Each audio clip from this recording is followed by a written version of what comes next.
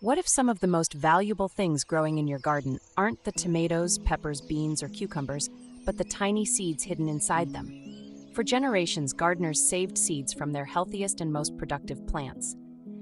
Those seeds became next year's garden, were shared with neighbors, and preserved varieties uniquely suited to local soil and growing conditions. Today, most of us simply buy new seeds and plants every spring. But rising costs, disappearing varieties, unpredictable availability, and our growing dependence on commercial seed suppliers are giving gardeners new reasons to reclaim this valuable skill. Saving seeds can reduce what you spend, preserve plants you love, and provide a little more control over what you grow. But you cannot save just any seed and expect the same results. Seeds from heirloom and open-pollinated plants can often be preserved successfully, while seeds from F1 hybrids may produce something completely different. Genetically modified seeds introduce an entirely different set of concerns. Today we'll show you which garden seeds are worth saving, which ones are best avoided, and exactly how to collect, dry, label, and store them for your next garden. Because saving seeds isn't simply an old-fashioned gardening practice. It is one small but meaningful way to preserve plant diversity, become more self-reliant, and protect a living inheritance for the future. Why did people stop saving seeds? There was a time when purchasing new seeds every year would have seemed wasteful to many families. Gardeners selected seeds from their best plants, saved them through the winter, and planted them again the following spring. Seeds were traded with neighbors, carried when families moved, and handed down through generations. That is how many heirloom varieties survived. But as commercially produced seeds and nursery plants became convenient and affordable, fewer families continued saving their own. Gardening gradually shifted from a cycle of growing, selecting, saving, and replanting to one of purchasing something new every spring. There is nothing wrong with buying seeds. We purchase plenty of them ourselves, and commercial plant breeders have given gardeners productive, disease-resistant, and wonderfully diverse choices. The concern is what happens when we lose the knowledge and the plant varieties that once allowed families to produce at least some of their own seed. Once a variety disappears completely, we cannot simply manufacture it again. Its particular combination of flavor, color, growing habits, disease tolerance, and adaptation may be lost forever. That is one reason seed banks preserve plant varieties for the future. But preservation does not only happen inside large, protected facilities. It also happens in envelopes, jars, and boxes kept by ordinary gardeners. The most important rule: know what you are saving. Before collecting a single seed, you need to know what kind of plant produced it. The easiest seeds to preserve successfully generally come from plants labeled open-pollinated or heirloom. An open-pollinated variety can reproduce through natural pollination. When it is kept from crossing with a different variety of the same species, its seeds will usually produce plants with characteristics similar to the parent. An heirloom is an open-pollinated variety that has been preserved and passed down over time. Every heirloom is open-pollinated, but not every open-pollinated variety is necessarily an heirloom. Look at the original seed packet or nursery label. You may find the words open-pollinated, the letters OP, or the word heirloom. Those are generally the varieties you want for dependable seed saving. So, what about hybrid plants? Well, let's talk about hybrids, because this is one of the most commonly misunderstood parts of seed saving. A hybrid is created by deliberately crossing two different parent varieties to combine desirable characteristics. One parent might provide disease resistance, while the other contributes excellent flavor, uniform fruit, or high productivity. Hybrid plants are not automatically bad, and they are not the same thing as genetically modified plants. Many hybrids perform exceptionally well in a home garden. The problem comes when you try to save their seeds.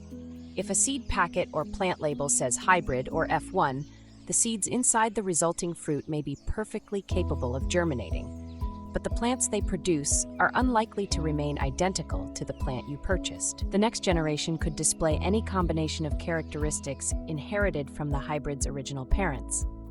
You might save seeds from a large, delicious tomato and grow plants that produce smaller fruit, different flavors, less resistance to disease, or inconsistent yields.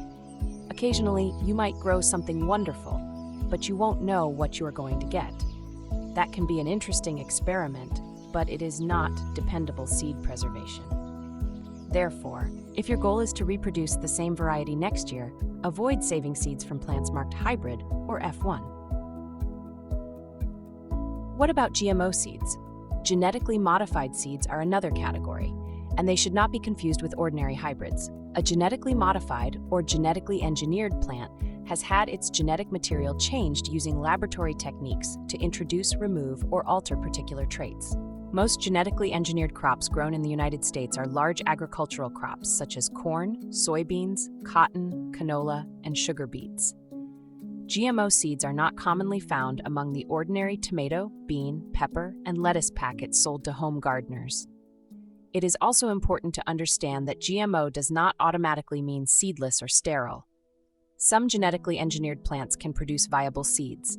However, these varieties may be protected by patents, licenses, or purchasing agreements that restrict saving and replanting. Their specialized traits could also cross into compatible plants grown nearby. For a home seed-saving garden, our recommendation is simple. Choose clearly identified open-pollinated or heirloom varieties from a reputable supplier. They offer the most predictable and uncomplicated path to saving your own seeds. Here is a question we get often. Can you save seeds from grocery store produce? You can certainly experiment with seeds from grocery store vegetables, but the results may be unpredictable. The produce may have come from a hybrid plant. It may have been grown in a climate completely different from yours, and it may not perform well during your growing season. Some vegetables, including cucumbers, squash, and peppers, are normally harvested for eating before their seeds have reached full maturity. A seed that looks developed enough to us may not be mature enough to germinate. Seedless produce presents an obvious problem. There may be no developed seeds to save at all. But seedless does not automatically mean genetically modified. Seedlessness can result from conventional breeding, unusual chromosome combinations, or a plant's natural ability to develop fruit without fully developed seeds. If you want reliable results, begin with a known open-pollinated or heirloom variety and retain its name throughout the entire process. Okay, now let's get into exactly how to save seeds from some of the most common plants in your garden, beginning with tomatoes.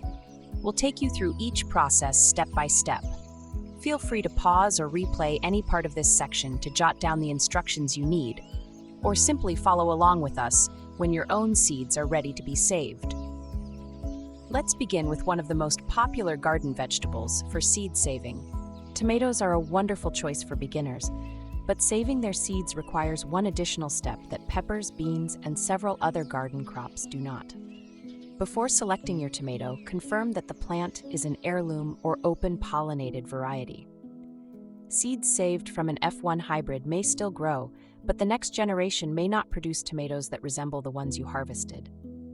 Choose a fully ripe tomato from a healthy, productive plant.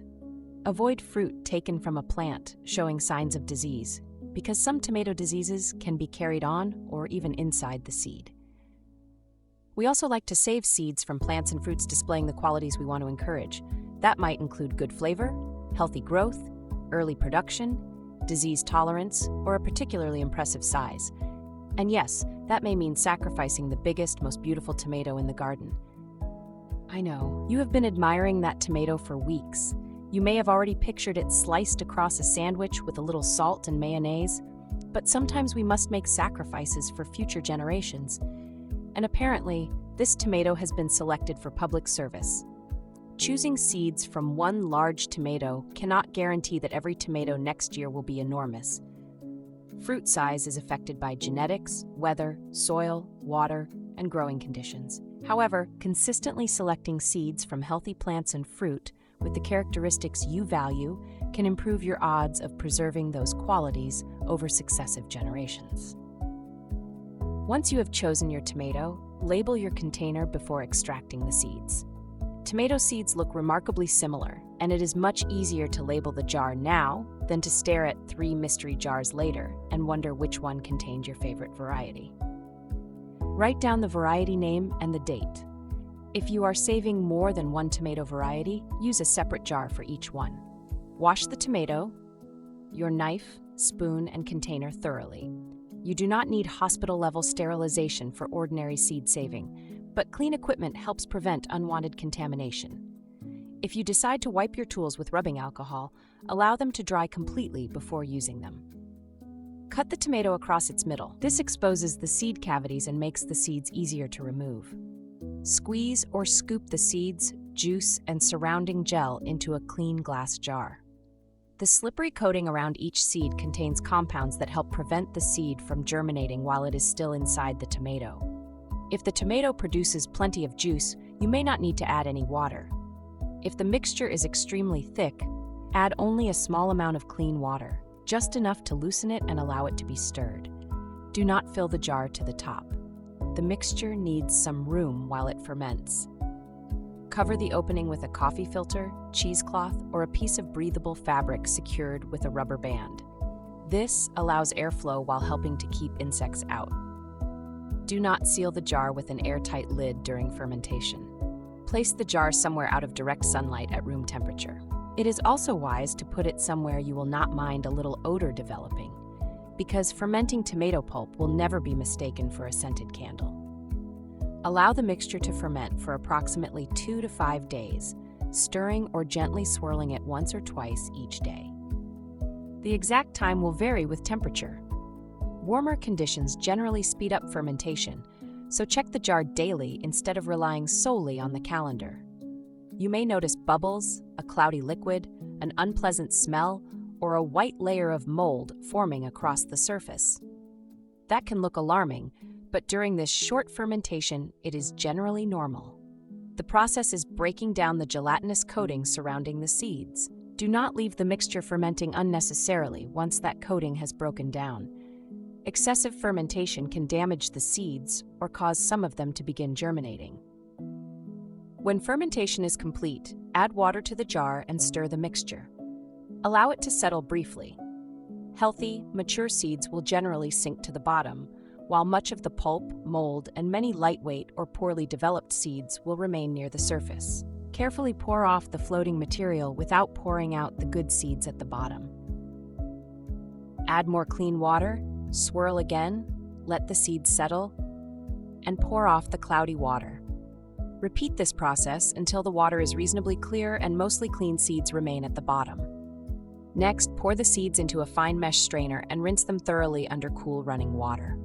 Gently rub them against the strainer with your fingers to remove any remaining gel or pulp, taking care not to damage them. Now the seeds must be dried completely. Spread them in a single layer on a clean ceramic plate, glass dish, coffee filter, or fine drying screen. Try to separate them so they do not dry in one large clump. We avoid ordinary paper towels because tomato seeds can stick firmly to the fibers. Unless you enjoy planting tiny pieces of paper towel along with every seed, choose a smoother surface. Before placing the seeds on the drying surface, label it with the tomato variety and the date. If you cannot write directly on the surface, write the information on blue painter's tape or masking tape and attach it to the plate or container. Keep the wet seeds from touching permanent marker ink. Place the seeds in a dry, well-ventilated location away from direct sunlight and excessive heat. Stir or separate them occasionally so that all sides can dry evenly. Although the surface may feel dry after only a couple of days, give the seeds approximately 1 to 2 weeks to dry thoroughly, longer if the air is humid. Proper drying is extremely important because even a small amount of trapped moisture can cause mold during storage. When completely dry, tomato seeds should feel hard rather than soft or flexible, and they should separate easily instead of clinging together. Transfer the dry seeds into a labeled paper envelope, seed packet, or small airtight container. You may also place the paper envelope inside a sealed jar or plastic storage box for additional protection. If you use a small zipper bag or airtight jar, be absolutely certain the seeds are completely dry first. Plastic does not allow moisture to escape, so sealing damp seeds inside can quickly ruin them. Label the package with the crop, exact variety, year collected, and any helpful observations. You might write something such as, largest fruit from our healthiest plant, excellent flavor, or produced well during a hot, dry summer. Finally, store the seeds in a cool, dark, and dry location. A seed box inside a cool closet can work well. Some gardeners store thoroughly dried seeds in an airtight container in the refrigerator, but the container must protect them from moisture and condensation. Before planting refrigerated seeds, allow the closed container to reach room temperature before opening it. This helps prevent moisture in the warmer air from condensing on the cold seeds. Properly dried and stored tomato seeds can remain viable for several years, although germination will gradually decline with age. And that is the entire process. Select, extract, ferment, rinse, dry, label, and store. It requires a little more work than simply buying another packet next spring, but inside that small envelope is the next generation of a tomato you already know, grow, and love. Now that we have taken you through the entire process of saving tomato seeds, you can see why tomatoes require a little more preparation than many other garden seeds. Pepper seeds can usually be removed and dried, while beans and peas are allowed to mature and dry inside their pods. Cucumbers require additional time to mature and may be fermented much like tomatoes, but we covered those important differences earlier in the video. Regardless of the vegetable, the basic principles remain the same. Begin with a healthy, open-pollinated or heirloom plant. Allow the seeds to mature completely, dry them thoroughly, label everything carefully, and store them somewhere cool, dark, and dry. You do not need to save seeds from everything in your garden during your first year. Begin with 1 or 2 dependable varieties you truly enjoy growing. As you become more comfortable with the process, you can gradually expand your collection. And remember, every packet you save represents more than a few dollars you may not have to spend next spring. It preserves a plant you value, the lessons you learned while growing it, and the possibility of passing that variety and that knowledge on to someone else. If you currently save seeds, tell us in the comments which varieties have earned a permanent place in your garden. And if this will be your first year saving seeds, let us know which one you plan to begin with. Thank you for spending this time with us here at Buckeye Bloomstead. If you have enjoyed this video, please do us a solid and subscribe and ring the bell icon to keep updated on new videos as they come out. Until next time, keep growing, keep learning, and leave a little more kindness behind than you found.